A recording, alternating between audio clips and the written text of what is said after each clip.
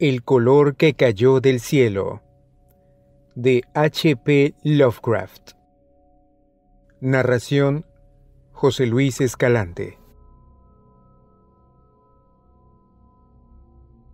Al oeste de Arkham, las colinas se yerguen selváticas, y hay valles con profundos bosques en los cuales no ha resonado nunca el ruido de un hacha. Hay angostas y oscuras cañadas, donde los árboles se inclinan fantásticamente, y donde discurren estrechos arroyuelos que nunca han captado el reflejo de la luz del sol. En las laderas menos agrestes hay casas de labor, antiguas y rocosas, con edificaciones cubiertas de musgo, rumiando eternamente en los misterios de la Nueva Inglaterra. Pero todas ellas están ahora vacías, con las amplias chimeneas desmoronándose y las paredes pandeándose debajo de los techos a la holandesa. Sus antiguos moradores se marcharon, y a los extranjeros no les gusta vivir allí. Los franco-canadienses lo han intentado, los italianos lo han intentado, y los polacos llegaron y se marcharon. Y ello no es debido a nada que pueda ser oído, o visto, o tocado, sino a causa de algo puramente imaginario. El lugar no es bueno para la imaginación, y no aporta sueños tranquilizadores por la noche. Esto debe ser lo que mantiene a los extranjeros lejos del lugar, ya que el viejo Ammi Pierce no les ha contado nunca lo que él recuerda de los extraños días. Ammi, cuya cabeza ha estado un poco desequilibrada durante años, es el único que sigue allí, y el único que habla de los extraños días, y se atreve a hacerlo porque su casa está muy próxima al campo abierto y a los caminos que rodean Arkham. En otra época había un camino sobre las colinas, y a través de los valles que corría en mi recta, donde ahora hay un marchito erial, pero la gente dejó de utilizarlo y se abrió un nuevo camino que daba un rodeo hacia el sur. Entre la selva tiqués del erial pueden encontrarse aún huellas del antiguo camino, a pesar de que la maleza lo ha invadido todo. Luego, los oscuros bosques se aclaran, y el erial muere a orillas de unas aguas azules, cuya superficie refleja el cielo y reluce el sol. Y los secretos de los extraños días se funden con los secretos de las profundidades, se funden con la oculta erudición del viejo océano y con todo el misterio de la primitiva tierra. Cuando llegué a las colinas y valles para acotar los terrenos destinados a la nueva alberca, me dijeron que el lugar estaba embrujado. Esto me dijeron en Arkham, y como se trata de un pueblo muy antiguo, lleno de leyendas de brujas, pensé que lo de embrujado debía ser algo que las abuelas habían susurrado a los chiquillos a través de los siglos. El nombre de Marchito Erial me pareció muy raro y teatral, y me pregunté cómo habría llegado a formar parte de las tradiciones de un pueblo puritano. Luego vi con mis propios ojos aquellas cañadas y laderas, y ya no me extrañó que estuvieran rodeadas de una leyenda de misterio. Las vi por la mañana, pero a pesar de ello, estaban sumidas en la sombra. Los árboles crecían demasiado juntos, y sus troncos eran demasiado grandes, tratándose de árboles de Nueva Inglaterra. En las oscuras avenidas del bosque había demasiado silencio, y el suelo estaba demasiado blando, con el húmedo musgo y los restos de infinitos años de descomposición. En los espacios abiertos, principalmente a lo largo de la línea del antiguo camino, había pequeñas casas de labor, a veces con todas sus edificaciones en pie, y a veces con solo un par de ellas, y a veces con una solitaria chimenea o una derruida bodega. La maleza reinaba por todas partes, y seres furtivos susurraban en el subsuelo. Sobre todas las cosas pesaba una rara opresión, un toque grotesco de irrealidad, como si fallara algún elemento vital de perspectiva o de claro oscuro. No me estuvo raro que los extranjeros no quisieran permanecer allí, ya que aquella no era una región que invitara a dormir en ella. Su aspecto recordaba demasiado el de una región extraída de un cuento de terror. Pero nada de lo que había visto podía compararse, en lo que a desolación respecta, con el marchito erial. Se encontraba en el fondo de un espacioso valle.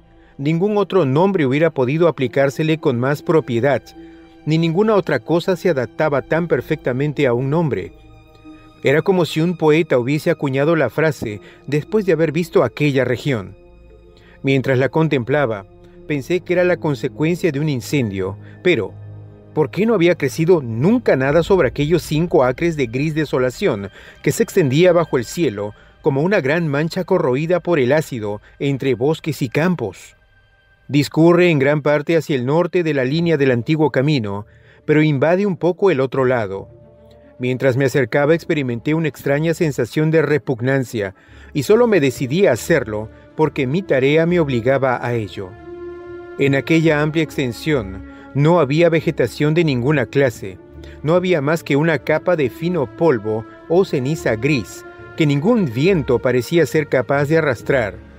Los árboles más cercanos tenían un aspecto raquítico y enfermizo, y muchos de ellos aparecían agostados o con los troncos podridos. Mientras andaba apresuradamente, vi a mi derecha los derruidos restos de una casa de labor y la negra boca de un pozo abandonado, cuyos estancados vapores adquirían un extraño matiz al ser bañados por la luz del sol. El desolado espectáculo hizo que no me maravillara ya de los asustados susurros de los moradores de Arkham. En los alrededores no había edificaciones ni ruinas de ninguna clase. Incluso en los antiguos tiempos, el lugar dejó de ser solitario y apartado.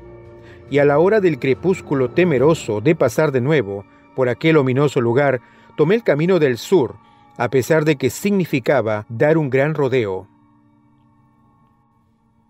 Por la noche interrogué a algunos habitantes de Arkham acerca del marchito erial y pregunté qué significado tenía la frase «los extraños días», que había oído murmurar evasivamente. Sin embargo, no pude obtener ninguna respuesta concreta, y lo único que saqué en claro era que el misterio se remontaba a una fecha mucho más reciente de lo que había imaginado. No se trataba de una vieja leyenda, ni mucho menos, sino de algo que había ocurrido en vida de los que hablaban conmigo. Había sucedido en los años 80 y una familia desapareció o fue asesinada.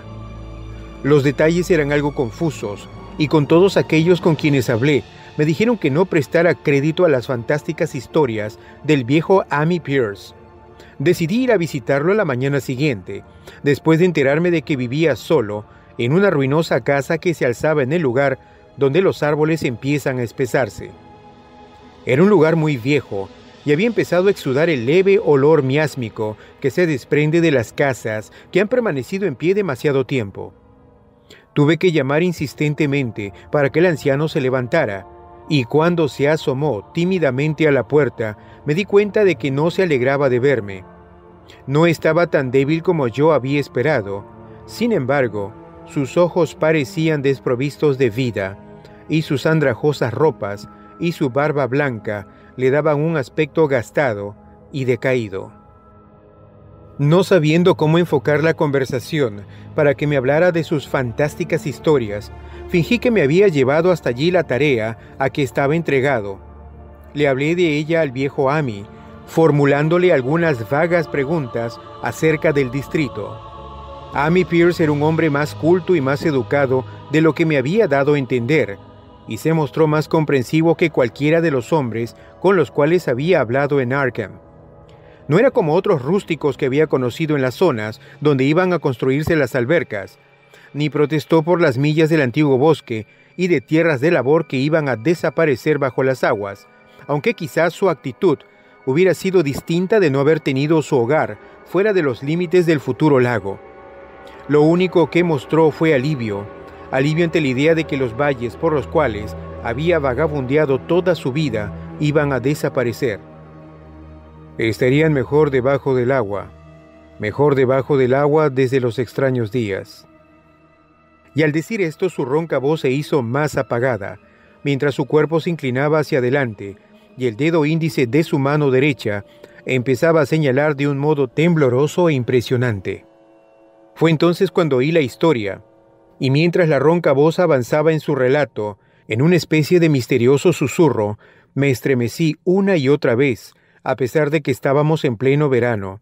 Tuve que interrumpir al narrador con frecuencia para poner en claro puntos científicos que él solo conocía a través de lo que había dicho un profesor, cuyas palabras repetía como un papagayo, aunque su memoria había empezado ya a flaquear, o para tender un puente entre dato y dato, cuando fallaba su sentido de la lógica y de la continuidad. Cuando hubo terminado, no me extrañó que su mente estuviera algo desequilibrada, ni que a la gente de Arkham no le gustara hablar del marchito erial. Me apresuré a regresar a mi hotel antes de la puesta del sol, ya que no quería tener las estrellas sobre mi cabeza encontrándome al aire libre. Al día siguiente regresé a Boston para dar mi informe. No podía ir de nuevo a aquel oscuro caos de antiguos bosques y laderas, ni enfrentarme otra vez con aquel gris erial, donde el negro pozo abría sus fauces al lado de los derruidos restos de una casa de labor. La alberca iba a ser construida inmediatamente, y todos aquellos antiguos secretos quedarían enterrados para siempre, bajo las profundas aguas. Pero creo que ni cuando esto sea una realidad, me gustará visitar aquella región por la noche, al menos no cuando brillan en el cielo las siniestras estrellas. Todo empezó, dijo el viejo Amy, con el meteorito. Antes no se habían oído leyendas de ninguna clase, e incluso en la remota época de las brujas, aquellos bosques occidentales no fueron ni la mitad de temidos que la pequeña isla de Miskatonic, donde el diablo concedía audiencias al lado de un extraño altar de piedra, más antiguo que los indios. Aquellos no eran bosques hechizados, y su fantástica oscuridad no fue nunca terrible hasta los extraños días. Luego había llegado aquella blanca nube meridional, se había producido aquella cadena de explosiones en el aire y aquella columna de humo en el valle. Y por la noche, todo Arkham se había enterado de que una gran piedra había caído del cielo y se había incrustado en la tierra junto al pozo de la casa de Nahum Garner, la casa que se había alzado en el lugar que ahora ocupaba el marchito erial.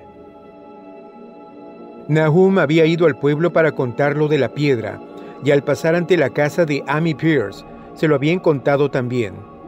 En aquella época Amy tenía 40 años, y todos los extraños acontecimientos estaban profundamente grabados en su cerebro. Amy y su esposa habían acompañado a los 3 profesores de la Universidad de Miskatonic que se presentaron a la mañana siguiente para ver el fantástico visitante que procedía del desconocido espacio estelar, y habían preguntado cómo era que Nahum había dicho el día antes que era muy grande.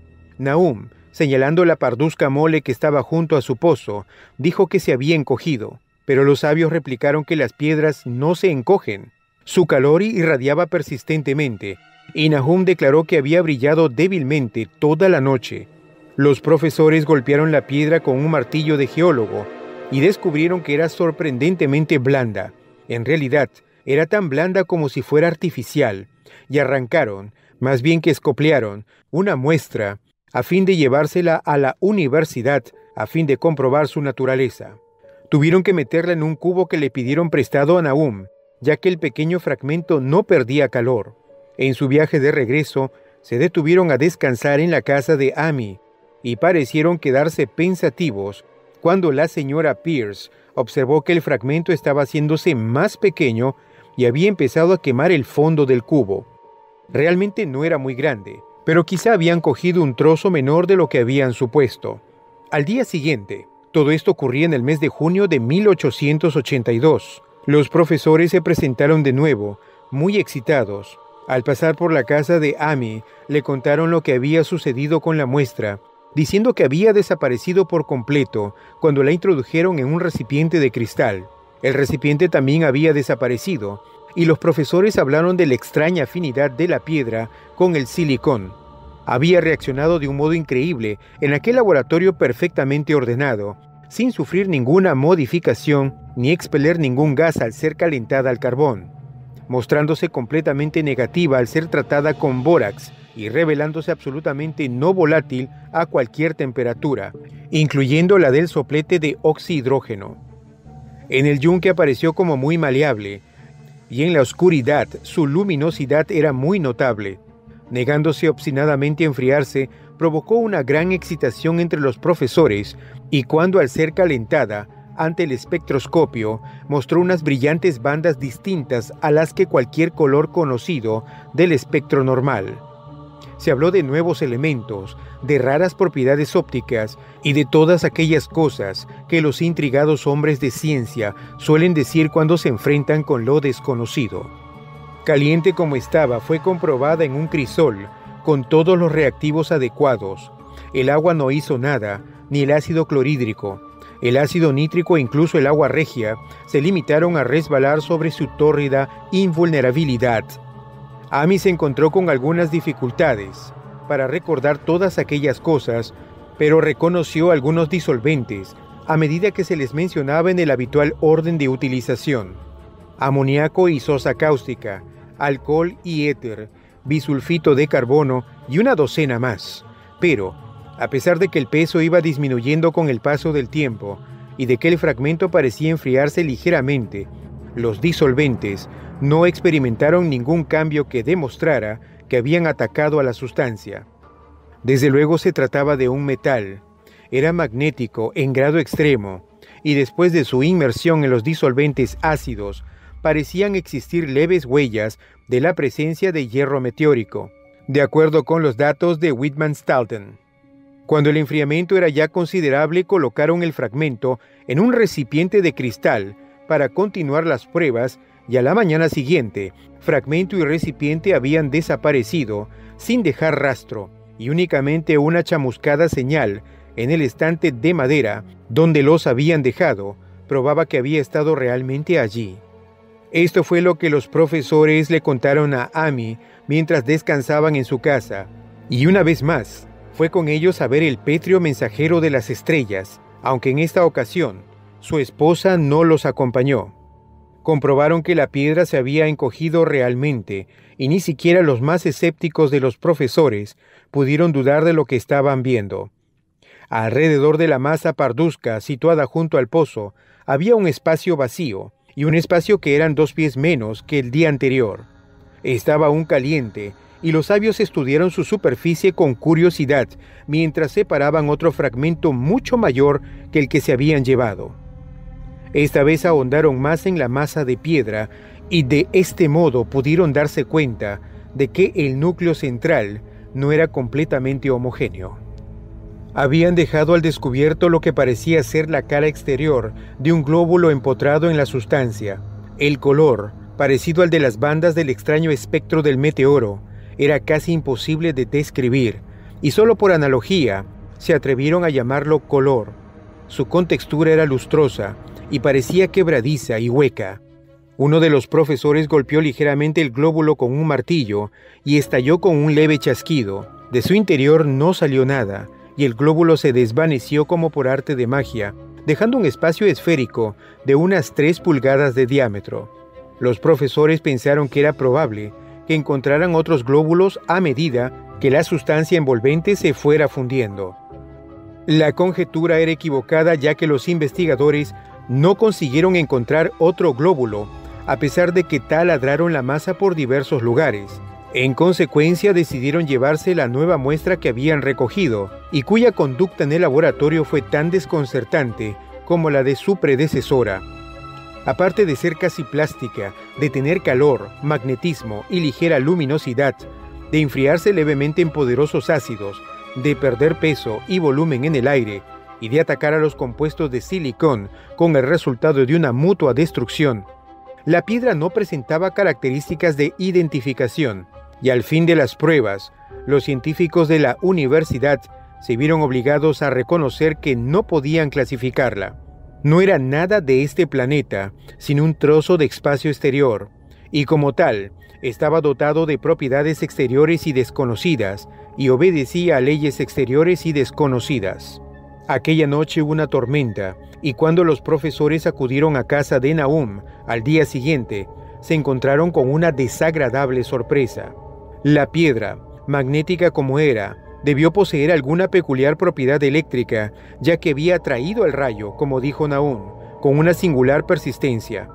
En el espacio de 1 hora, el granjero vio cómo el rayo hería 6 veces la masa que se encontraba junto al pozo, y al cesar la tormenta, descubrió de que la piedra había desaparecido.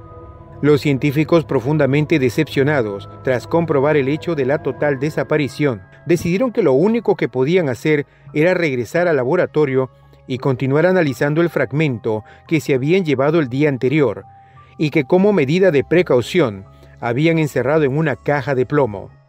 El fragmento duró una semana transcurrida la cual no se había llegado a ningún resultado positivo.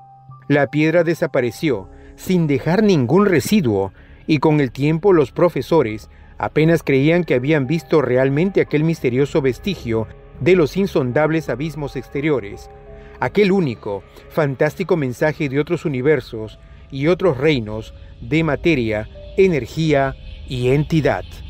Como era lógico, los periódicos de Arkham hablaron mucho del incidente y enviaron a sus reporteros a entrevistar a Nahum y a su familia.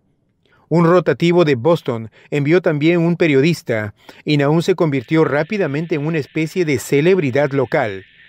Era un hombre delgado, de unos 50 años, que vivía con su esposa y sus 3 hijos del producto de lo que cultivaba en el valle. Él y Amy se hacían frecuentes visitas, lo mismo que sus esposas, y Amy solo tenía frases de elogio para él después de todos aquellos años. Parecía estar orgulloso de la atención que había despertado el lugar, y en las semanas que siguieron a su aparición y desaparición, habló con frecuencia del meteorito. Los meses de julio y agosto fueron cálidos, y Nahum trabajó de firme en sus campos, y las faenas agrícolas lo cansaron más de lo que había cansado otros años, por lo que llegó a la conclusión de que los años habían empezado a pesarle. Luego llegó la época de la recolección. Las peras y manzanas maduraban lentamente, y Nahum aseguraba de que sus huertos tenían un aspecto más floreciente que nunca. La fruta crecía hasta alcanzar un tamaño fenomenal y un brillo musitado, y su abundancia era tal que Nahum tuvo que comprar unos cuantos barriles más a fin de poder embalar la futura cosecha. Pero con la maduración llegó una desagradable sorpresa, ya que toda aquella fruta de opulenta presencia resultó incomible. En vez del delicado sabor de las peras y manzanas, la fruta tenía un amargor insoportable. Lo mismo ocurrió con los melones y los tomates, y Nahum vio con tristeza cómo se perdía toda su cosecha. Buscando una explicación a aquel hecho, no tardó en declarar que el meteorito había envenenado el suelo, y dio gracias al cielo porque la mayor parte de las otras cosechas se encontraban en las tierras altas a lo largo del camino. El invierno se presentó muy pronto y fue muy frío. Amy veía a Nahum con menos frecuencia que de costumbre y observó que empezaba a tener un aspecto preocupado. También el resto de la familia había asumido un aire taciturno y fueron espaciando sus visitas a la iglesia y su asistencia a los diversos acontecimientos sociales de la comarca. No pudo encontrarse ningún motivo para aquella reserva o melancolía, aunque todos los habitantes de la casa daban muestras de cuando en cuando de un empeoramiento en su estado de salud física y mental. Eso se hizo más evidente cuando el propio Nahum declaró que estaba preocupado por ciertas huellas de pasos que habían visto en la nieve. Se trataba de las habituales huellas invernales de las ardillas rojas, de los conejos blancos y de los zorros. Pero el caviloso granjero afirmó que encontraba algo raro en la naturaleza y disposición de aquellas huellas. No fue más explícito, pero parecía creer que no era característica de la anatomía y las costumbres de ardillas y conejos y zorros. Amy no hizo mucho caso de todo aquello hasta una noche que pasó por delante de la casa de Nahum en su trineo, en su camino de regreso de Clark's Corner. En el cielo brillaba la luna y un conejo cruzó corriendo el camino, y los saltos de aquel conejo eran más largos de lo que les hubiera gustado a Amy y a su caballo. Este último en realidad se hubiera desbocado si su dueño no hubiera empuñado las riendas con mano firme. A partir de entonces, Amy mostró un mayor respeto por las historias que contaba Nahum y se preguntó por qué los perros de Garner parecían estar tan asustados y temblorosos cada mañana. Incluso habían perdido el ánimo para ladrar. En el mes de febrero, los chicos de McGregor de Meadow Hill salieron a cazar marmotas, y no lejos de las tierras de Garner capturaron un ejemplar muy especial. Las proporciones de su cuerpo parecían ligeramente alteradas, de un modo muy raro, imposible de describir, en tanto que su rostro tenía una expresión que hasta entonces nadie había visto en el rostro de una marmota. Los chicos quedaron francamente asustados y tiraron inmediatamente el animal, de modo que por la comarca solo circuló la grotesca historia que los mismos chicos contaron. Pero esto, unido a la historia del conejo que asustaba a los caballos en las inmediaciones de la casa de Nahum, dio pie a que empezara a tomar cuerpo una leyenda susurrada en voz baja. La gente aseguraba que la nieve se había fundido mucho más rápidamente en los alrededores de la casa de Nahum que en otras partes, y a principios de marzo se produjo una agitada discusión en la tienda de Potter de Clark's Corner. Stephen Rice había pasado por las tierras de Garner a primera hora de la mañana y se había dado cuenta de que la hierba fétida empezaba a crecer en todo el fangoso suelo. Hasta entonces no se había visto hierba fétida de aquel tamaño, y su color era tan raro que no podía ser descrito con palabras. Sus formas eran monstruosas, y el caballo había relinchado lastimeramente ante la presencia de un hedor que hirió también desagradablemente el olfato de Stephen.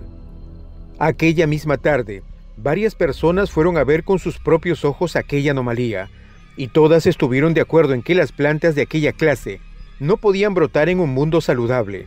Se mencionaron de nuevo los frutos amargos del otoño anterior, y corrió de boca en boca que las tierras de Nahum estaban emponzoñadas. Desde luego, se trataba del meteorito, y recordando lo extraño que les había parecido a los hombres de la universidad, varios granjeros hablaron del asunto con ellos.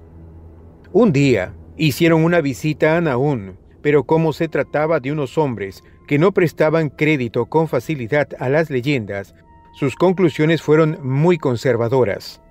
Las plantas eran raras, desde luego, pero toda la hierba fétida es más o menos rara en su forma y en su color.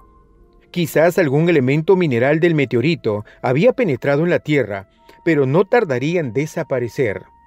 Y en cuanto a las huellas en la nieve y a los caballos asustados, se trataba únicamente de habladurías sin fundamento que habían nacido a consecuencia de la caída del meteorito. Pero unos hombres serios no podían tener en cuenta las habladurías de los campesinos, ya que los supersticiosos labradores dicen y creen cualquier cosa. Ese fue el veredicto de los profesores acerca de los extraños días. Solo uno de ellos, encargado de analizar 2 redomas de polvo en el curso de una investigación policíaca, año y medio más tarde, recordó que el extraño color de la hierba fétida era muy parecido al de las insólitas bandas de luz que reveló el fragmento del meteoro en el espectroscopio de la universidad, y al del glóbulo que encontraron en el interior de la piedra. En el análisis que el mencionado profesor llevó a cabo, las muestras revelaron al principio las mismas insólitas bandas, aunque más tarde perdieran la propiedad. Los árboles florecieron prematuramente alrededor de la casa de Nahum, y por la noche se mecían ominosamente al viento. El segundo hijo de Nahum, Thaddeus, un muchacho de 15 años, juraba que los árboles se mecían también cuando no hacía viento, pero ni siquiera los más charlatanes prestaron crédito a esto. Desde luego, en el ambiente había algo raro. Toda la familia Garner desarrolló la costumbre de quedarse escuchando, aunque no esperaban oír ningún sonido al cual pudieran dar nombre. La escucha era en realidad resultado de momentos en que la conciencia parecía haberse desvanecido de ellos. Desgraciadamente, esos momentos eran más frecuentes a medida que pasaban las semanas, hasta que la gente empezó a murmurar que toda la familia Nahum estaba mal de la cabeza. Cuando salió la primera saxífraga, su color era también muy extraño, no completamente igual a de la hierba fétida, pero indudablemente afín a él e igual desconocido para cualquiera que lo viera. Nahum cogió algunos capullos y se los llevó a Arkham para enseñarlos al editor de La Gazette, pero aquel dignatario se limitó a escribir un artículo humorístico acerca de ello, ridiculizando los temores y las supersticiones de los campesinos. Fue un error de Nahum contarle a un estólido ciudadano la conducta que observaban las mariposas, también de gran tamaño, en relación con aquellas saxífragas. Abril aportó una especie de locura a las gentes de la comarca y empezaron a dejar de utilizar el camino que pasaba por los terrenos de Nahum hasta abandonarlo por completo. Era la vegetación. Los renuevos de los árboles tenían unos extraños colores, y a través del suelo de piedra del patio y en los prados contiguos crecían unas plantas que solamente un botánico podía relacionar con la flora de la región. Pero lo más raro de todo era el colorido, que no correspondía a ninguno de los matices que el ojo humano había visto hasta entonces. Plantas y arbustos se convirtieron en una siniestra amenaza, creciendo insolentemente en su cromática perversión. Amy y los Garner opinaron que los colores tenían para ellos una especie de inquietante familiaridad y llegaron a la conclusión de que les recordaba el glóbulo que había sido descubierto dentro del meteoro. Nahum labró y sembró los 10 acres de terreno que poseía en la parte alta, sin tocar los terrenos que rodeaba su casa. Sabía que sería trabajo perdido y tenía la esperanza de que aquellas extrañas hierbas que estaban creciendo arrancarían toda la ponzoña del suelo. Ahora estaba preparado para cualquier cosa, por inesperada que pudiera parecer, y se había acostumbrado a la sensación de que cerca de él había algo que esperaba ser oído. El ver que los vecinos no se acercaban por su casa le molestó, desde luego, pero afectó todavía más a su esposa. Los chicos no lo notaron tanto porque iban a la escuela todos los días, pero no pudieron evitar el enterarse de las habladurías, las cuales los asustaron un poco, especialmente a Thaddeus, que era un muchacho muy sensible. En mayo llegaron los insectos y la hacienda de Garner se convirtió en un lugar de pesadilla, lleno de zumbidos y de serpenteos. La mayoría de aquellos animales tenían un aspecto insólito y se movían de un modo muy raro, y sus costumbres nocturnas contradecían todas las anteriores experiencias. Los Garner adquirieron el hábito de mantenerse vigilantes durante la noche. Miraban en todas direcciones en busca de algo, aunque no podían decir qué. Fue entonces cuando comprobaron que Thaddeus había estado en lo cierto al hablar de lo que ocurría con los árboles. La señora Garner fue la primera en comprobarlo una noche que se encontraba en la ventana del cuarto, contemplando la silueta de un arce que se recortaba contra un cielo iluminado por la luna. Las ramas del arce se estaban moviendo, y no corría el menor soplo de viento, cosa de la savia, seguramente. Las cosas más extrañas resultaban ahora normales. Sin embargo, el siguiente descubrimiento no fue obra de ningún miembro de la familia Garner. Se habían familiarizado con lo anormal hasta el punto de no darse cuenta de muchos detalles, y lo que ellos no fueron capaces de ver fue observado por un viajante de comercio de Boston que pasó por allí una noche, ignorante de las leyendas que corrían por la región. Lo que contó en Arkham apareció en un breve artículo publicado por la Gazette, y aquel artículo fue lo que todos los granjeros, incluido Nahum, se echaron primero a los ojos. La noche había sido oscura, pero alrededor de una granja del valle, que todo el mundo supo que se trataba de la granja de Nahum, la oscuridad había sido menos intensa. Una leve aunque visible fosforescencia parecía surgir de toda la vegetación, y en un momento determinado, un trozo de aquella fosforescencia se deslizó furtivamente por el patio que había cerca del granero. Los pastos no parecían haber sufrido los efectos de aquella insólita situación, y las vacas pasían libremente cerca de la casa, pero hacia finales de mayo la leche empezó a ser mala. Nahum llevó a las vacas a pacer a las tierras altas y la leche volvió a ser buena. Poco después, el cambio en la hierba y en las hojas, que hasta entonces se había mantenido normalmente verdes, pudo apreciarse a simple vista. Todas las hortalizas adquirieron un color grisáceo y un aspecto quebradizo. Amy era ahora la única persona que visitaba a los Garner, y sus visitas fueron espaciándose más y más. Cuando cerraron la escuela, por ser época de vacaciones, los Garner quedaron virtualmente aislados del mundo, y a veces se encargaban a Amy que les hiciera sus compras en el pueblo. Continuaban desmejorando física y mentalmente, y nadie quedó sorprendido cuando circuló la noticia de que la señora Garner se había vuelto loca. Esto ocurrió en junio, alrededor del aniversario de la caída del meteoro, y la pobre mujer empezó a gritar que veía cosas en el aire, cosas que no podía describir. En su desvarío no pronunciaba ningún nombre propio, sino solamente verbos y pronombres. Las cosas se movían, y cambiaban, y revoloteaban, y los oídos reaccionaban a impulsos que no eran del todo sonidos. Nahum no la envió al manicomio del condado, sino que dejó que vagabundeara por la casa mientras fuera inofensiva para sí misma y para los demás. Cuando su estado empeoró no hizo nada, pero cuando los chicos empezaron a asustarse, y Thaddeus casi se desmaya al ver la expresión del rostro de su madre al mirarlo, Nahum decidió encerrarla en el ático. En julio la señora Garner dejó de hablar y empezó a arrastrarse a cuatro patas, y antes de terminar el mes, Nahum se dio cuenta de que su esposa era ligeramente luminosa en la oscuridad, tal como ocurría con la vegetación de los alrededores de la casa. Esto sucedió un poco antes de que los caballos se dieran a la fuga. Algo los había despertado durante la noche, y sus relinchos y su cocear habían sido algo terrible. A la mañana siguiente, cuando Nahum abrió la puerta del establo, los animales salieron disparados como alma que lleva el diablo. Nahum tardó una semana en localizar a los cuatro, y cuando los encontró, se vio obligado a matarlos porque se habían vuelto locos y no había quien los manejara. Nahum le pidió prestado un caballo a Ami para acarrear el heno, pero el animal no quiso acercarse al granero. Respingó, se encabritó y relinchó, y al final tuvieron que dejarlo en el patio, mientras los hombres arrastraban el carro hasta situarlo junto al granero. Entretanto, la vegetación iba tornándose gris y quebradiza, incluso las flores, cuyos colores habían sido tan extraños, se volvían grises ahora, y la fruta era gris y enana e insípida.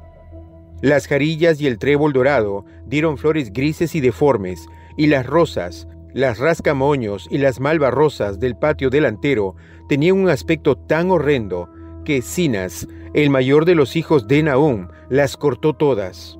Al mismo tiempo fueron muriéndose todos los insectos, incluso las abejas que habían abandonado sus colmenas. En septiembre toda la vegetación se había desmenuzado, convirtiéndose en un polvillo grisáceo, y Nahum temió que los árboles murieran antes de que la ponzoña se hubiera desvanecido del suelo. Su esposa tenía ahora accesos de furia, durante los cuales profería unos gritos terribles, y Nahum y sus hijos vivían en un estado de perpetua tensión nerviosa. No se trataba ya con nadie, y cuando la escuela volvió a abrir sus puertas, los chicos no acudieron a ella. Fue Ami, en una de sus raras visitas, quien descubrió que el agua del pozo ya no era buena. Tenía un gusto endiablado, que no era exactamente fétido ni exactamente salobre. Y Ami aconsejó a su amigo que excavara otro pozo en las tierras altas para utilizarlo hasta que el suelo volviera a ser bueno. Sin embargo, Nahum no hizo el menor caso de aquel consejo, ya que había llegado a impermeabilizarse contra las cosas raras y desagradables. Él y sus hijos siguieron utilizando la teñida agua del pozo, bebiéndola con la misma indiferencia con que comían sus escasos y mal cocidos alimentos, y con que realizaban sus improductivas y monótonas tareas a través de unos días sin objetivo. Había algo de estólida resignación en todos ellos, como si anduvieran en otro mundo, entre hileras de anónimos guardianes, hacia un lugar familiar y seguro. Thaddeus se volvió loco en septiembre, después de una visita al pozo. Había ido allí con un cubo y había regresado con las manos vacías, encogiendo y agitando los brazos, y murmurando algo acerca de los colores movibles que había allí abajo. Dos locos en una familia representaban un grave problema, pero Nahum se portó valientemente.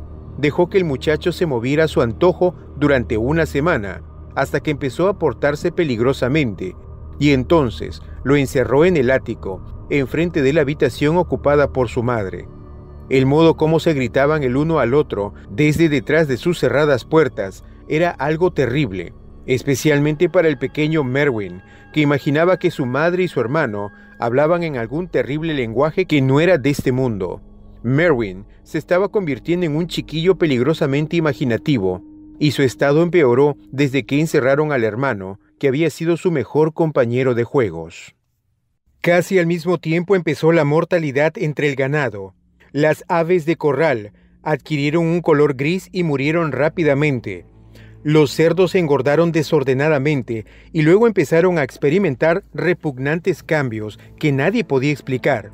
Su carne era desaprovechable, desde luego, y Nahum no sabía qué pensar ni qué hacer. Ningún veterinario rural quiso acercarse a su casa y el veterinario de Argan quedó francamente desconcertado. La cosa resultaba tanto más inexplicable por cuanto aquellos animales no habían sido alimentados con la vegetación emponzoñada. Luego les llegó el turno a las vacas. Ciertas zonas, y a veces el cuerpo entero, aparecieron anormalmente hinchadas o comprimidas, y aquellos síntomas fueron seguidos de atroces colapsos o desintegraciones. En las últimas fases, que terminaban siempre con la muerte, adquirían un color grisáceo y un aspecto quebradizo, tal como había ocurrido con los cerdos. En el caso de las vacas, no podía hablarse de veneno, ya que estaban encerradas en mi establo. Ninguna mordedura de un animal salvaje podía haber inoculado el virus, ya que no hay ningún animal terrestre que pueda pasar a través de obstáculos sólidos. Debía tratarse de una enfermedad natural, aunque resultaba imposible conjeturar qué clase de enfermedad producía aquellos terribles resultados. En la época de la cosecha, no quedaba ningún animal vivo en la casa, ya que el ganado y las aves de corral habían muerto, y los perros habían huido. Los perros, en número de 3, habían desaparecido una noche y no volvieron a aparecer. Los 5 gatos se habían marchado un poco antes, pero su desaparición apenas fue notada, ya que en la casa no había ahora ratones, y únicamente la señora Garner sentía cierto afecto por los graciosos felinos. El 19 de octubre, Nahum se presentó en casa de Amy con espantosas noticias. La muerte había sorprendido al pobre Thaddeus en su habitación del ático, y lo había sorprendido de un modo que no podía ser contado. Nahum había excavado una tumba en la parte trasera de la granja y había metido allí lo que encontró en la habitación. En la habitación no podía haber entrado nadie, ya que la pequeña ventana enrejada y la cerradura de la puerta estaban intactas, pero lo sucedido tenía muchos puntos de contacto con lo ocurrido en el establo. Amy y su esposa consolaron al atribulado granjero lo mejor que pudieron, aunque no consiguieron evitar un estremecimiento. El horror parecía rondar alrededor de los Garner y de todo lo que tocaban, y la sola presencia de uno de ellos en la casa era como un soplo de regiones innominadas e innominables. Amy acompañó a Nahum a su hogar de muy mala gana e hizo lo que pudo para calmar los histéricos sollozos del pequeño Merwin. Sinas no necesitaba ser calmado, se encontraba en un estado de completo atontamiento y se limitaba a mirar fijamente un punto indeterminado del espacio y a obedecer lo que su padre le ordenaba. Y Amy pensó que ese estado de abulia era lo mejor que podía ocurrirle. De cuando en cuando los gritos de Merwin eran contestados desde el ático, y en respuesta a una mirada interrogadora, Nahum dijo que su esposa estaba muy débil. Cuando se acercaba la noche, Amy se las arregló para marcharse, ya que ningún sentimiento de amistad podía hacerle permanecer en aquel lugar cuando la vegetación empezaba a brillar débilmente, y los árboles podían o no moverse sin que soplara el viento. Era una verdadera suerte para Amy el hecho de que no fuese una persona imaginativa. De haberlo sido, de haber podido relacionar y reflexionar sobre todos los portentos que lo rodeaban, no cabe duda de que hubiese perdido la chaveta. A la hora del crepúsculo, regresó apresuradamente a su casa, sintiendo resonar terriblemente en sus oídos los gritos de la loca y del pequeño Merwin. 3 días más tarde, Nahum se presentó en casa de Amy muy de mañana y en ausencia de su huésped le contó a la señora Pierce una horrible historia que ella escuchó temblando de miedo. Esta vez se trataba del pequeño Merwin. Había desaparecido. Había salido de la casa cuando ya era de noche, con un farol y un cubo para traer agua, y no había regresado. Hacía días que su estado no era normal y se asustaba de todo. El padre oyó un frenético grito en el patio, pero cuando abrió la puerta y se asomó, el muchacho había desaparecido.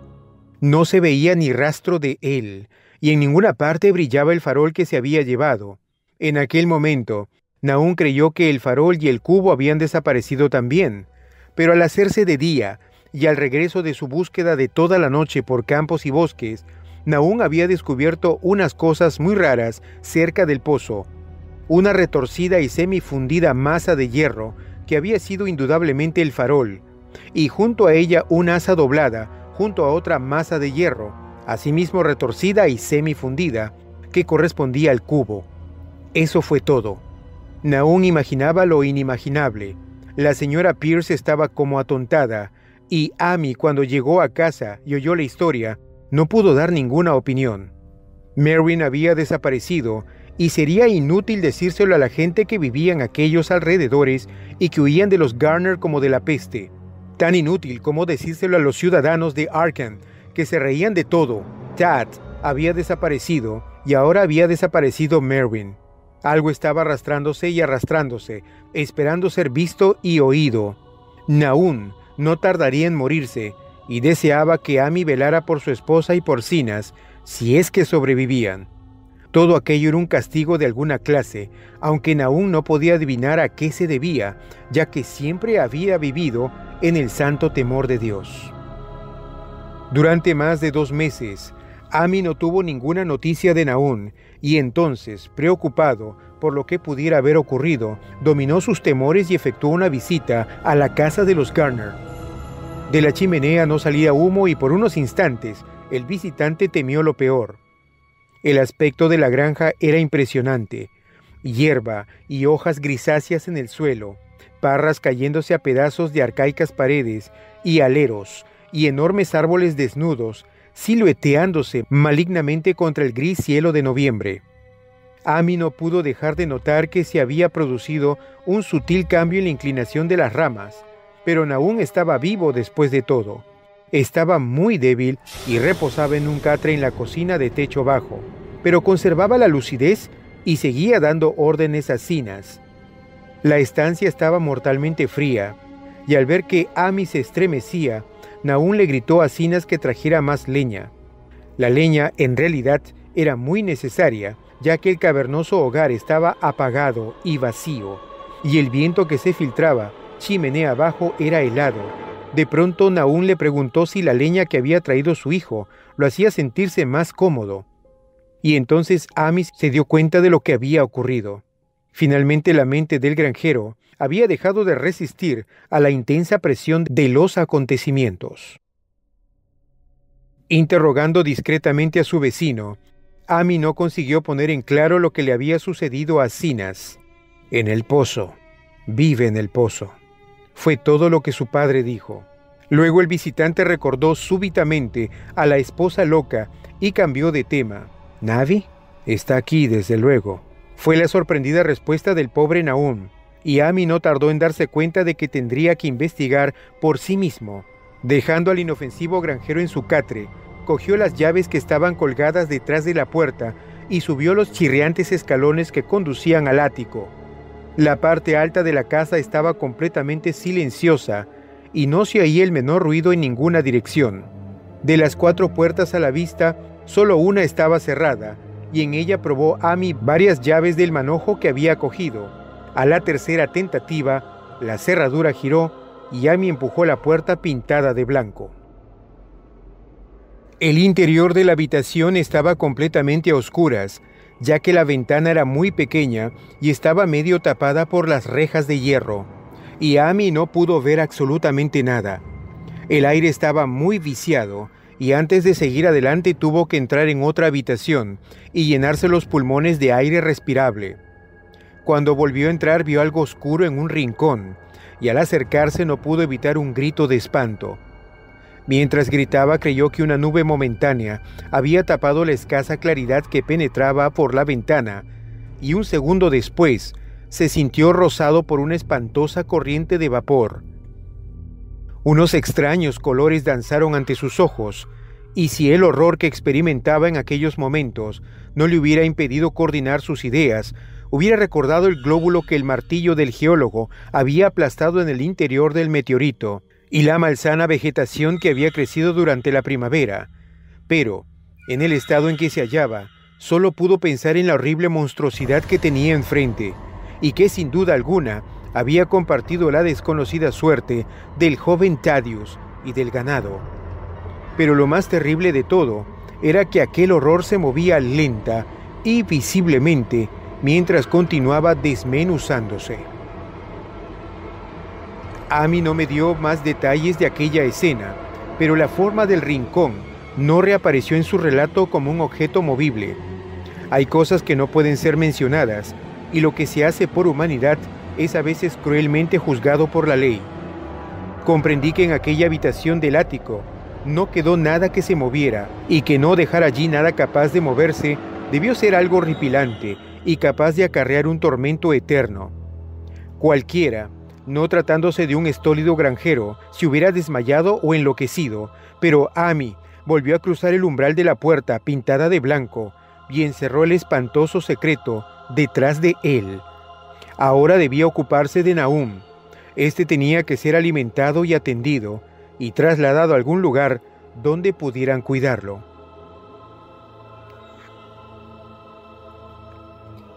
Cuando empezaba a bajar la oscura escalera, Amy oyó un estrépito debajo de él, incluso le pareció haber oído un grito, y recordó nerviosamente la corriente de vapor que lo había rozado mientras se hallaba en la habitación del ático.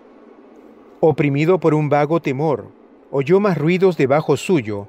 Indudablemente estaban arrastrando algo pesado, y al mismo tiempo se oía un sonido todavía más desagradable, como el que produciría una fuerte succión. Sintiendo aumentar su terror, pensó en lo que había visto en el ático. ¡Santo cielo! ¿En qué fantástico mundo de pesadilla había penetrado? No se atrevió a avanzar ni a retroceder y permaneció inmóvil, temblando, en la negra curva del rellano de la escalera. Cada detalle de la escena estallaba de nuevo en su cerebro. De repente se oyó un frenético relincho proferido por el caballo de Amy, seguido inmediatamente por un ruido de cascos, que hablaba de una precipitada fuga. Al cabo de un instante, caballo y caleza estaban fuera del alcance del oído, dejando al asustado Amy inmóvil en la oscura escalera. La tarea de conjeturar qué podía haberlos impulsado a desaparecer tan repentinamente. Pero aquello no fue todo. Se produjo otro ruido fuera de la casa, una especie de chapoteo en el agua. Debió de haber sido en el pozo. Amy había dejado a Hero desatado cerca del pozo, y algún animalito debió meterse entre sus patas, asustándolo y dejándose caer después en el pozo. Y la casa seguía brillando con una pálida fosforescencia. Dios mío, qué antigua era la casa.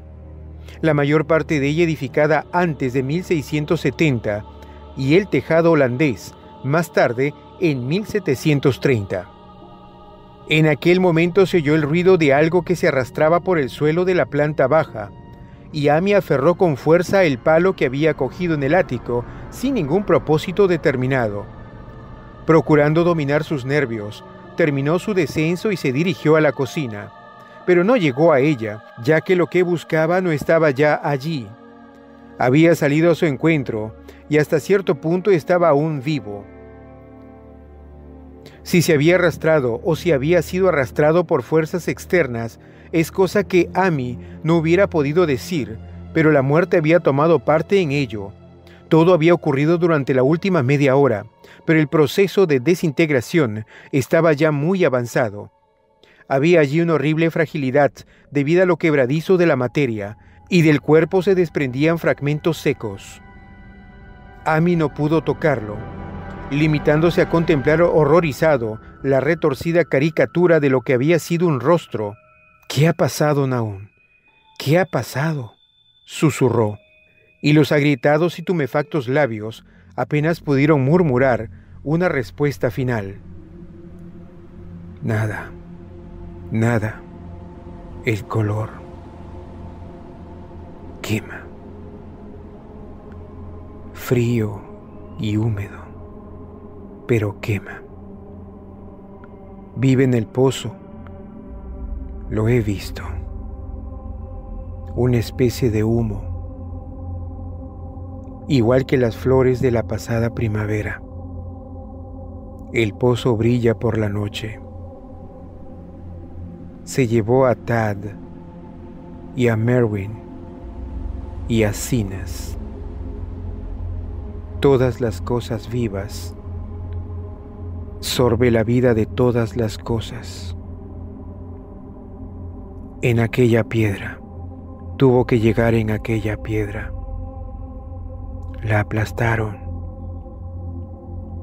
Era el mismo color. El mismo. Como las flores y las plantas. Tiene que haber más. Crecieron. Lo he visto esta semana. Tuvo que darle fuerte a Zenas. Era un chico fuerte, lleno de vida. Le golpea a uno la mente y luego se apodera de él. Quema mucho. En el agua del pozo. No pueden sacarlo de allí. Ahogarlo. Se ha llevado también a Zenas. Tenías razón. El agua está embrujada. ¿Cómo está Navi, Ami? Mi cabeza no funciona. No sé cuánto hace que no le he subido comida. La cosa le atacó también a ella. El color. Su rostro tiene el mismo color por las noches. Y el color quema y sorbe. Procede de algún lugar donde las cosas no son como aquí. Uno de los profesores lo dijo. Tenía razón. Mira, Ami, está sorbiendo más. Sorbiendo la vida. Sorbiendo la vida. Pero eso fue todo. La cosa que había hablado no podía hablar más, porque se había encogido completamente. Ami lo cubrió con un mantel a cuadros blancos y rojos y salió de la casa por la puerta trasera.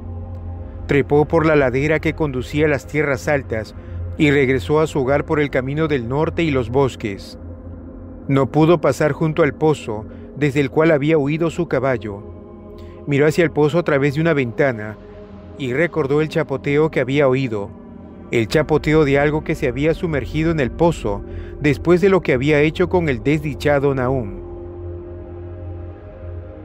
Cuando Ami llegó a su casa se encontró con que el caballo y la caleza lo habían precedido. Su esposa lo aguardaba llena de ansiedad. Después de tranquilizarla sin darle ninguna explicación, se dirigió a Arkham y notificó a las autoridades que la familia Garner ya no existía. No entró en detalles, limitándose a hablar de las muertes de Nahum y de Navi. La de Thaddeus era ya conocida, y dijo que la causa de la muerte parecía ser la misma extraña dolencia que había atacado al ganado. También dijo que Merwin y Zenas habían desaparecido. En la jefatura de policía lo interrogaron ampliamente y al final se vio obligado a acompañar a 3 agentes a la granja de Garner, juntamente con el fiscal, el médico forense y el veterinario que había atendido a los animales enfermos. Ami fue con ellos de muy mala gana, ya que la tarde estaba muy avanzada y temía que la noche lo cogiera en aquel lugar maldito, aunque era un consuelo saber que iba a estar acompañado de tantos hombres. Los 6 hombres montaron en un carro, siguiendo a la caleza de Ami, y llegaron a la granja alrededor de las 4. A pesar de que los agentes estaban acostumbrados a presenciar espectáculos horripilantes, todos se estremecieron a la vista de lo que fue encontrado debajo del mantel a cuadros rojos y blancos y en la habitación del ático. El aspecto de la granja, con su desolación gris, era ya bastante terrible, pero aquellos 2 retorcidos objetos sobrepasaban toda medida de horror. Nadie pudo contemplarlos más allá de un par de segundos, e incluso el médico forense admitió que allí había muy poco que examinar. Podían analizarse unas muestras, desde luego, de modo que él mismo se encargó de agenciárselas, y al parecer aquellas muestras provocaron el más inextricable rompecabezas con que se enfrentara nunca el laboratorio de la universidad. Bajo el espectroscopio, las muestras revelaron un espectro desconocido, muchos de cuyas bandas eran iguales que las que había revelado el extraño meteoro al ser analizado. La propiedad de emitir aquel espectro se desvaneció en un mes, y el polvo consistía principalmente en fosfatos y carbonatos alcalinos. Amy no les hubiera hablado del pozo de haber sabido que iban a actuar inmediatamente. Se acercaba la puesta de sol y estaba ansioso por marcharse de allí, pero no pudo evitar el dirigir miradas nerviosas al pozo, cosa que fue observada por uno de los policías, el cual lo interrogó. Amy admitió que Nahum había temido a algo que estaba escondido en el pozo, hasta el punto de que no se había atrevido a comprobar si Merwin o Sinas se habían caído dentro. La policía decidió vaciar el pozo y explorarlo inmediatamente, de modo que Amy tuvo que esperar, temblando, mientras el pozo era vaciado, cubo a cubo. El agua hedía de un modo insoportable y los hombres tuvieron que taparse las narices con sus pañuelos para poder terminar la tarea. Menos mal que el trabajo no fue tan largo como había creído, ya que el nivel de agua era sorprendentemente bajo. No es necesario hablar con demasiados detalles de lo que encontraron. Merwin y Sinas estaban allí los dos, aunque sus restos eran principalmente esqueléticos. Había también un pequeño cordero y un perro grande en el mismo estado de descomposición, aproximadamente, y cierta cantidad de huesos de animales pequeños. El limo del fondo parecía inexplicablemente poroso y burbujeante, y un hombre que bajó, atado a una cuerda y provisto de una larga pértiga, se encontró con que podía hundir la pértiga en el fango en toda su longitud, sin encontrar ningún obstáculo. La noche se estaba echando encima y entraron en la casa en busca de faroles. Luego, cuando vieron que no podían sacar nada más del pozo, volvieron a entrar en la casa y conferenciaron en la antigua sala de estar, mientras la intermitente claridad de una espectral media luna iluminaba a intervalos la gris desolación del exterior. Los hombres estaban francamente perplejos ante aquel caso, y no podían encontrar ningún elemento convincente que relacionara las extrañas condiciones de los vegetales, la desconocida enfermedad del ganado y de las personas, y las inexplicables muertes de Merwin y Sinas en el pozo. Habían oído los comentarios y las habladurías de la gente, desde luego, pero no podían creer que hubiese ocurrido algo contrario a las leyes naturales. Era evidente que el meteoro había emponzoñado el suelo, pero la enfermedad de personas y animales que no habían comido nada crecido en aquel suelo era harina de otro costal. ¿Se trataba del agua del pozo? Posiblemente. No sería mala idea analizarla, pero ¿por qué singular locura se habían arrojado los dos muchachos al pozo? Habían actuado de un modo muy similar, y sus restos demostraban que los dos habían padecido a causa de la muerte quebradiza y gris. ¿Por qué todas las cosas se volvían grises y quebradizas? El fiscal, sentado junto a una ventana que daba al patio, fue el primero en darse cuenta de la fosforescencia que había alrededor del pozo. La noche había caído del todo, y los terrenos que rodeaban la granja parecían brillar débilmente con una luminosidad que no era la de los rayos de la luna, pero aquella nueva fosforescencia era algo definido y distinto, y parecía surgir del negro agujero como la claridad apagada de un faro, reflejándose amortiguadamente en las pequeñas charcas que el agua vaciada del pozo había formado en el suelo. La fosforescencia tenía un color muy raro, y mientras todos los hombres se acercaban a la ventana para contemplar el fenómeno, Amy lanzó una violenta exclamación. El color de aquella fantasmal fosforescencia le resultaba familiar, lo había visto antes, y se sintió lleno de temor ante lo que podía significar. Lo había visto en aquel horrendo glóbulo quebradizo hacía 2 veranos. Lo había visto en la vegetación durante la primavera, y había creído verlo por un instante aquella misma mañana contra la pequeña ventana enrejada de la horrible habitación del ático, donde había ocurrido cosas que no tenían explicación. Había brillado allí por espacio de un segundo, y una espantosa corriente de vapor lo había rozado, y luego el pobre Nahum había sido arrastrado por algo de aquel color. Nahum lo había dicho al final. Había dicho que era como el glóbulo y las plantas. Después se había producido la fuga en el patio y el chapoteo en el pozo. Y ahora aquel pozo estaba proyectado a la noche, un pálido e insidioso reflejo del mismo diabólico color. Una prueba fehaciente de la viveza mental de Amy es que en aquel momento de suprema tensión se sintió intrigado por algo que era fundamentalmente científico. Se preguntó cómo era posible recibir la misma impresión de una corriente de vapor deslizándose en pleno día por una ventana abierta al cielo matinal, y de una fosforescencia nocturna proyectándose contra el negro y desolado paisaje. No era lógico. Resultaba antinatural, y entonces recordó las últimas palabras pronunciadas por su desdichado amigo. Procede de algún lugar donde las cosas no son como aquí. Uno de los profesores lo dijo. Los 3 caballos que se encontraban en el exterior de la casa, atados a unos árboles junto al camino, estaban ahora relinchando y coceando frenéticamente. El conductor del carro se dirigió hacia la puerta para ver qué sucedía, pero Amy apoyó una mano en su hombro. «No salga usted», susurró. «No sabemos lo que sucede allá afuera». Nahum dijo que en el pozo vivía algo que sorbía la vida. Dijo que era algo que había surgido de una bola redonda, como la que vimos dentro del meteorito que cayó aquí hace más de un año. Dijo que quemaba y sorbía, y que era una nube de color, como la fosforescencia que ahora sale del pozo, y que nadie puede saber lo que es. Nahum creía que se alimentaba de todo lo viviente, y afirmó que lo había visto la semana pasada. Tiene que ser algo caído del cielo, igual que el meteorito, tal como dijeron los profesores de la universidad. Su forma y sus actos no tienen nada que ver con el mundo de Dios, es algo que procede del más allá. De modo que el hombre se detuvo indeciso, mientras la fosforescencia que salía del pozo se hacía más intensa y los caballos coceaban y relinchaban con creciente frenesí.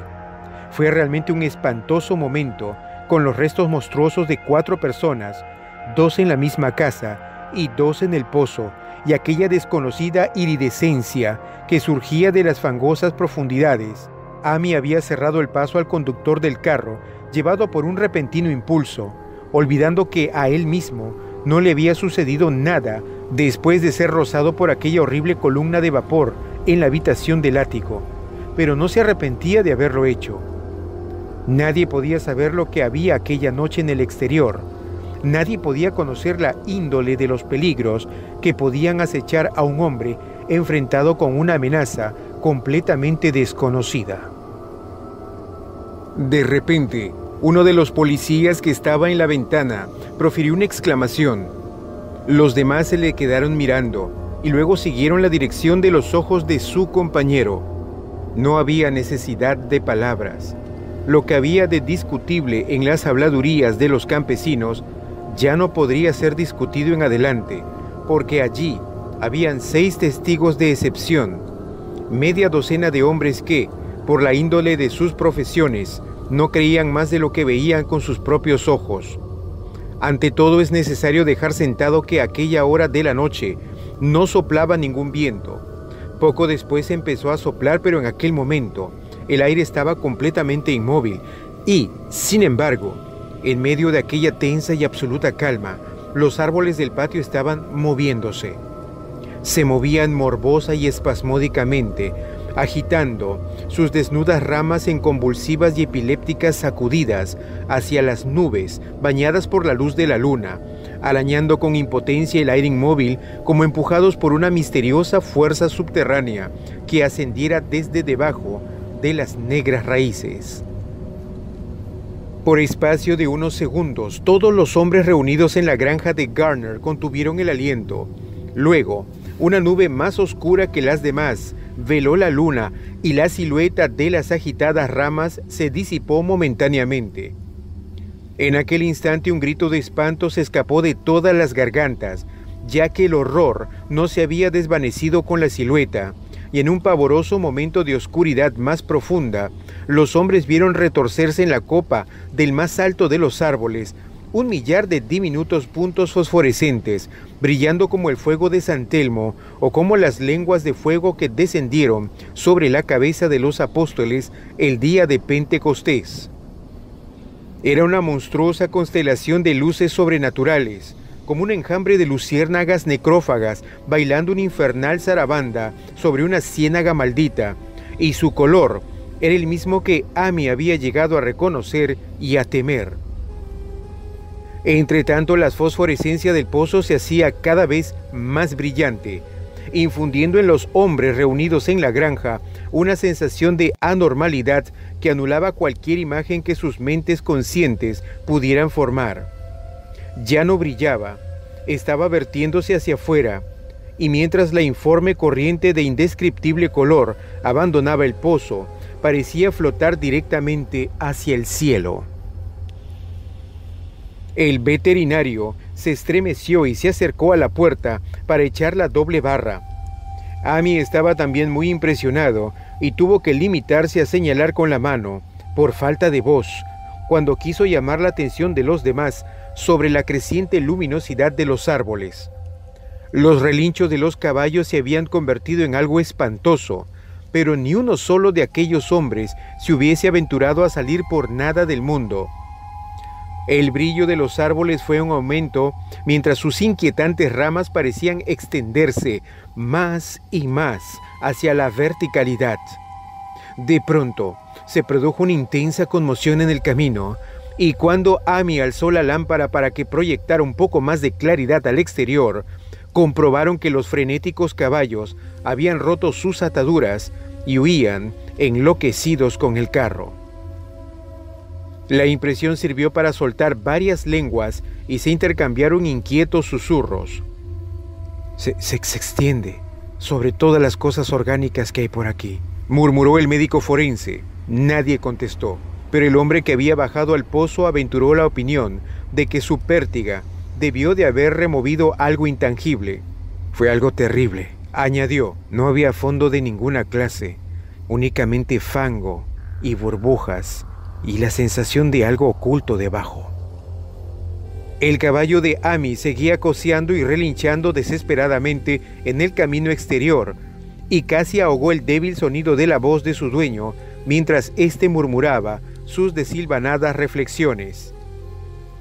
Salió de aquella piedra, fue creciendo y alimentándose de todas las cosas vivas. Se alimentaba de ellas, alma y cuerpo. Tad y Merwin, Sinas y Navi. Nahum fue el último. Todos bebieron agua del... Se apoderó de ellos. Llegó del más allá, donde las cosas no son como aquí, y ahora regresa al lugar de donde procede. En aquel momento, mientras la columna de desconocido color brillaba con repentina intensidad y empezaba a entrelazarse con fantásticas sugerencias de forma que cada uno de los espectadores describió más tarde de un modo distinto, el desdichado Hello profirió un aullido que ningún hombre había oído nunca salir de la garganta de un caballo. Todos los que estaban en la casa se taparon los oídos, y Amy se apartó de la ventana horrorizado. Cuando miró de nuevo hacia el exterior, el pobre animal yacía inerte en el sueño bañado por la luz de la luna entre las astilladas varas de la caleza, y allí se quedó hasta que lo enterraron al día siguiente. Pero el momento presente no permitía entregarse a lamentaciones, ya que casi en el mismo instante uno de los policías les llamó silenciosamente la atención sobre algo terrible que estaba sucediendo en el interior de la habitación donde se encontraban.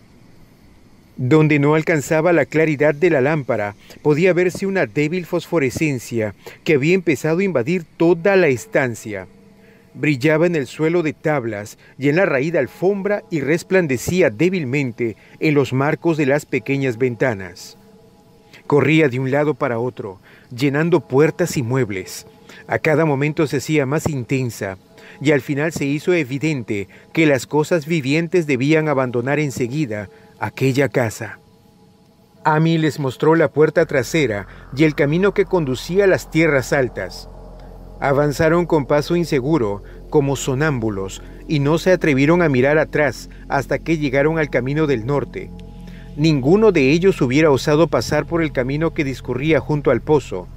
Cuando miraron atrás, hacia el valle y la distante granja de Garner, contemplaron un horrible espectáculo. Toda la granja brillaba con el espantoso y desconocido color.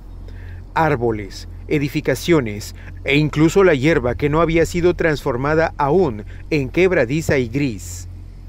Las ramas estaban todas extendidas hacia el cielo, coronadas con lenguas de fuego y radiantes goterones del mismo monstruoso fuego ardían encima de la casa, del granero y de los cobertizos.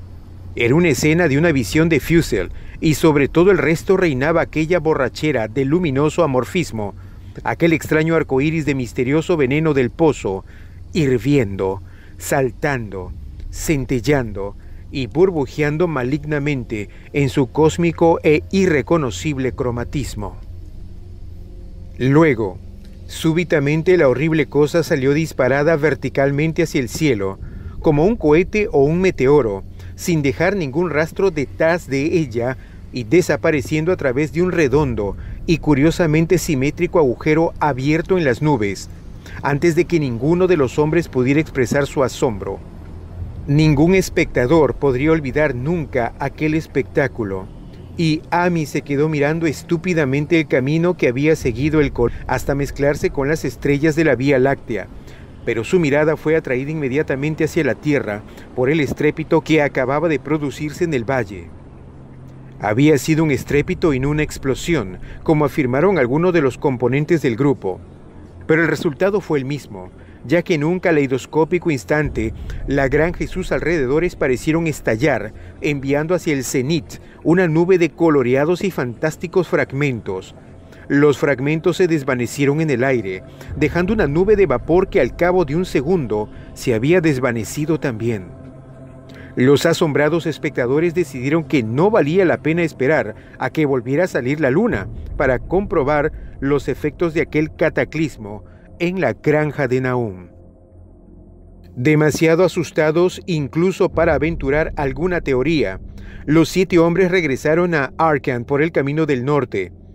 Amy estaba peor que sus compañeros y le suplicó que lo acompañaran hasta su casa en vez de dirigirse directamente al pueblo. Por nada del mundo hubiera cruzado el bosque solo a aquella hora de la noche. Estaba más asustado que los demás, porque había sufrido una impresión que los otros se habían ahorrado, y se sentía oprimido por un temor que por espacio de muchos años no se atrevió a mencionar.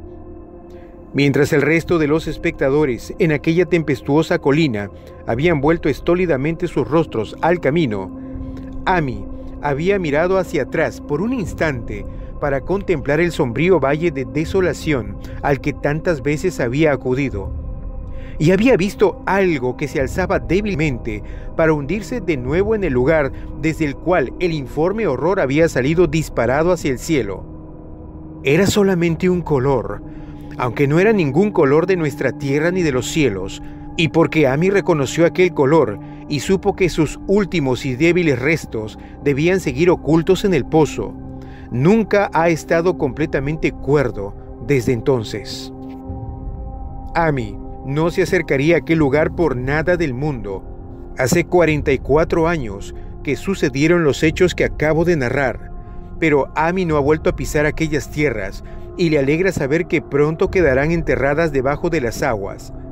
También a mí me alegra la idea, ya que no me gustó nada ver cómo cambiaba de color la luz del sol al reflejarse en aquel abandonado pozo. Espero que el agua sea siempre muy profunda, pero aunque así sea, nunca la beberé. No creo que regrese a la región de Arkham. 3 de los hombres que habían estado con Amy volvieron al día siguiente para ver las ruinas a la luz del día, pero en realidad no había ruinas. Únicamente los ladrillos de la chimenea, las piedras de la bodega, algunos restos minerales y metálicos y el brocal de aquel nefasto pozo.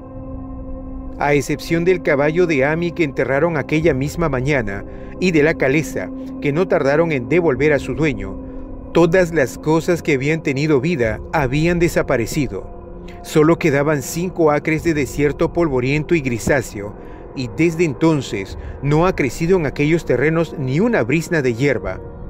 En la actualidad aparece como una gran mancha comida por el ácido en medio de los bosques y campos, y los pocos que se atrevieron a acercarse por allí, a pesar de las leyendas campesinas, le han dado el nombre de Erial Maldito.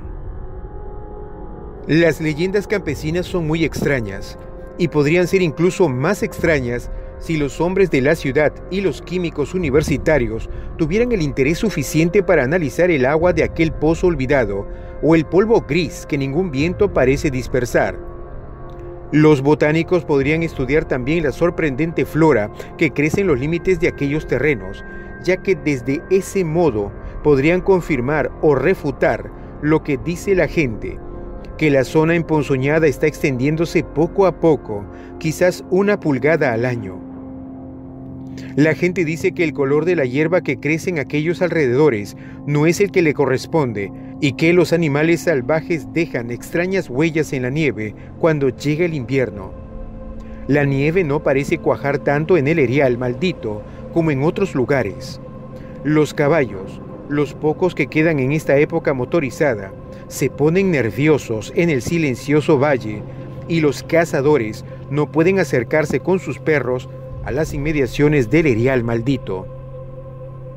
Dicen también que las influencias mentales son muy malas y que todos los que han tratado de establecerse allí, extranjeros en su mayoría, han tenido que marcharse acosados por extrañas fantasías y sueños.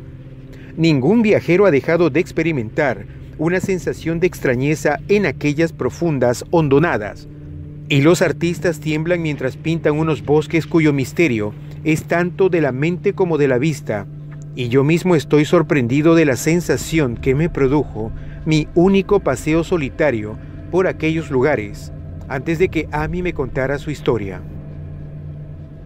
No me pregunten mi opinión, no sé. Esto es todo. La única persona que podía ser interrogada acerca de los extraños días es Amy, ya que la gente de Arkham no quiere hablar de este asunto, y los 3 profesores que vieron el meteorito y su coloreado glóbulo están muertos. ¿Había otros glóbulos? Probablemente. Uno de ellos consiguió alimentarse y escapar, en tanto que otro no había podido alimentarse suficientemente y continuaba en el pozo. Los campesinos dicen que la zona emponzoñada se ensancha 1 pulgada cada año, de modo que tal vez existe algún tipo de crecimiento o de alimentación, incluso ahora. Pero, sea lo que hay allí, tiene que verse trabado por algo, ya que de no ser así se extendería rápidamente. ¿Está atado a las raíces de aquellos árboles que arañan el aire? Lo que es, solo Dios lo sabe. En términos de materia, supongo que las cosas que Amy describió puede ser llamada un gas, pero aquel gas obedecía unas leyes que no son de nuestro cosmos. No era fruto de los planetas y soles que brillan en los telescopios y en las placas fotográficas de nuestros observatorios. No era ningún soplo de los cielos cuyos movimientos y dimensiones miden nuestros astrónomos o consideran demasiado vastos para ser medidos. No era más que un color surgido del espacio, un pavoroso mensajero de unos reinos del infinito situados más allá de la naturaleza que nosotros conocemos, de unos reinos cuya simple existencia aturde el cerebro con las inmensas posibilidades extracósmicas que ofrece nuestra imaginación. Dudo mucho que Amy me mintiera de un modo consciente, y no creo que su historia sea el relato de una mente desquiciada, como supone la gente de la ciudad. Algo terrible llegó a las colinas y valles con aquel meteoro, y algo terrible, aunque ignoro en qué medida, sigue estando allí. Me alegra pensar que todos aquellos terrenos quedarán inundados por las aguas. Entre tanto, espero que no le suceda nada a Amy. Vio tanto de la cosa, y su influencia era tan insidiosa. ¿Por qué no ha sido capaz de marcharse a vivir a otra parte? Amy es un anciano simpático y muy buena persona, y cuando la brigada de trabajadores empiece su tarea, tengo que escribir al ingeniero jefe para que no lo pierda de vista. Me disgustaría recordarlo como una gris, retorcida y quebradiza monstruosidad de las que turban cada día más mi sueño.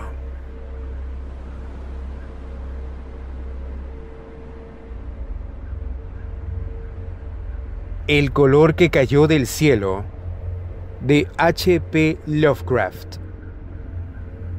Narración: José Luis Escalante. Hola, amigo, amiga que me escuchas. Mi nombre es José Luis Escalante. Soy químico, naturista, locutor y narrador. Si te gusta mi trabajo, por favor dale me gusta, suscríbete a mi canal y comparte este trabajo en tus redes sociales. Te estaré infinitamente agradecido.